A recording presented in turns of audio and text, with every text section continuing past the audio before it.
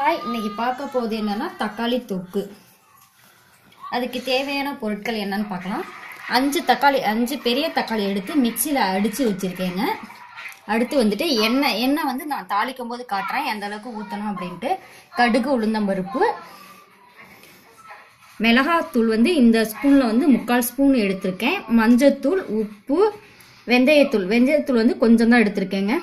பூண்டு வந்து ஒரு பூண்டு எடுத்து இந்த மாதிரி வந்து கட் பண்ணி வச்சுருக்கேன். இந்த சைஸில் ரொம்ப பொடுசாக வந்து கட் பண்ணி வச்சுருக்கேன். பெருங்காயம். எப்படி செய்முறைட்டு அடுத்து பார்க்கலாங்க.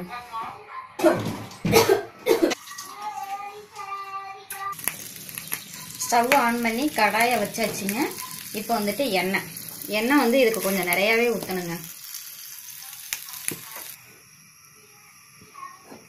எண்ணெய் வந்து கொஞ்சம் நிறையா ஊற்றிக்கங்க. இந்த அளவுக்கு நான் எண்ணெய் ஊற்றிருக்கேன்.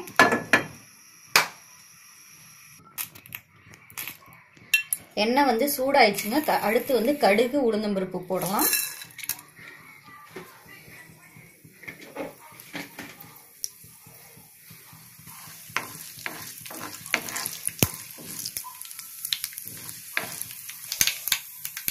கடுகு வந்து வெடிச்சிருச்சுங்க. அடுத்து வந்துட்டு கட் பண்ணி வச்சிருக்க பூண்டை போட்டு நல்லா வதக்கலாங்க.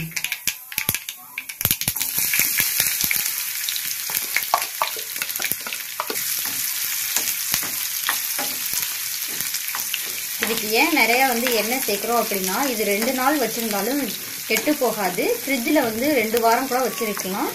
இது வந்து கெட்டு போகாம இருக்கிறதுக்காக தான் வந்து எண்ணெய் வந்து நிறைய சேர்க்கிறோங்க. இது வந்துட்டு ஃப்ரிட்ஜில் வைக்காமலே 2 நாள் வந்து யூஸ் பண்ணலாங்க. டேஸ்ட்டாக இருக்கும், வீணாகாது. இப்போ வந்து பூண்டு வந்து வதங்கிருச்சுங்க. இது வந்து மிக்சியில் அடித்து வச்சிருக்கா தக்காளியை போட்டு நல்லா வதக்கலாம். 5 தக்காளி எடுத்து மிக்சியில் அடித்து வச்சுருந்ததை இப்போ போட்டு நல்லா வதக்குறாங்க. எண்ணெய் இருக்குது, நல்லா சிம்மில் வச்சு நல்லா வந்து பச்சை வாடை போகிற அளவுக்கு நல்லா வதங்கட்டும்.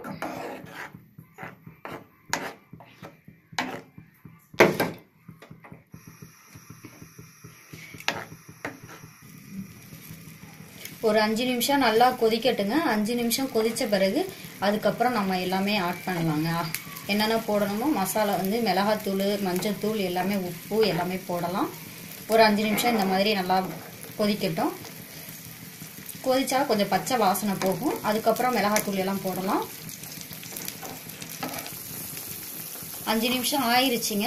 இது வந்து பார்த்தீங்கன்னா நம்ம தக்காளி ஊற்றும் போது சட்டி ஃபுல்லாக இருந்துச்சு. 5 நிமிஷம் ஆனதே கொஞ்சம் வந்து சுண்டிருச்சுங்க. இந்த டைமில் வந்துட்டு எடுத்து வச்சிருக்க மிளகாத்தூள், மஞ்சத்தூள், உப்பு, வெந்தயத்தூள் எல்லாமே போட்டு நல்லா கொதிக்க விடுவோம். நல்லா கிண்டி விடணும்.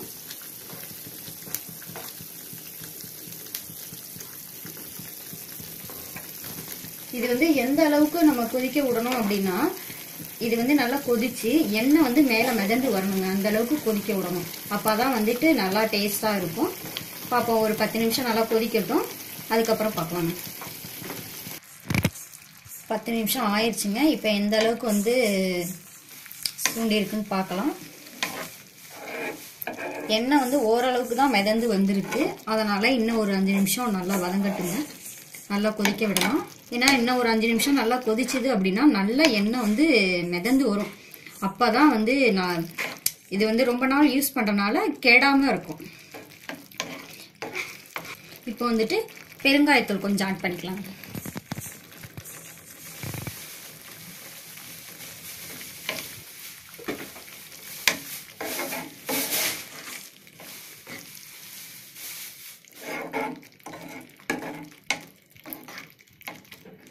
நான் ஏன் வந்து கருவேப்பிலையும் ஆட் பண்ணிக்கலாம்.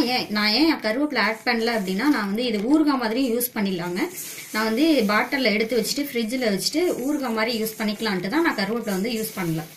நீங்கள் வந்து கருவேப்பிலையும் ஆட் பண்ணிக்கலாம். என்ன பாருங்க, நல்லா மிதந்து வந்துருச்சு. இந்த அளவுக்கு ஃபுல்லாக சட்டி ஃபுல்லாகவே இருந்துச்சு நம்ம தக்காளி அடித்து ஊற்றுனது. இப்போ வந்து பார்த்தீங்கன்னா எந்த அளவுக்கு நல்லா சுண்டிச்சு பாருங்க. எண்ணெய் வந்து நல்லா மேலே மிதந்துருக்கு. இந்த அளவுக்கு தான் நல்லா கொதிக்க விடணுங்க.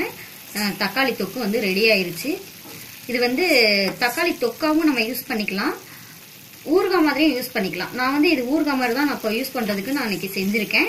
இது வந்து எதுக்கெல்லாம் நல்லா இருக்கும் அப்படின்னா இட்லி, தோசை, சப்பாத்திக்கு நல்லா இருக்கும். தயிர் சாதம், இதுக்கும் தயிர் சாதத்துக்கு தொட்டுக்கிறதுக்கு ரொம்ப நல்லா இருக்கும். இது ஊறுகாய் மாதிரி கூட நீங்க யூஸ் பண்ணிக்கலாங்க. ஊறுகாய் மாதிரி யூஸ் பண்றதுன்னா நீங்க வந்து கருவேப்பிலை போட வேண்டாம். தொக்கு மாதிரி யூஸ் பண்ணிக்கிறீங்க அப்படின்னா கருவேப்பிலை ஆட் பண்ணிக்கோங்க. நீங்க ஊறுகாய் மாதிரி யூஸ் பண்ற மாதிரி இருந்துச்சுன்னா இதை வந்து நல்லா ஆற வச்சு பாட்டில்ல எடுத்து வச்சு ஃப்ரிட்ஜில் வந்து வச்சுக்கோங்க, நல்லா இருக்கும். ஓகேங்க, சாப்பிடுங்க, நல்லா என்ஜாய் பண்ணுங்க. இன்னொரு வீடியோ ஆட் பண்றப்போ உங்களை மீண்டும் சந்திக்கலாம்.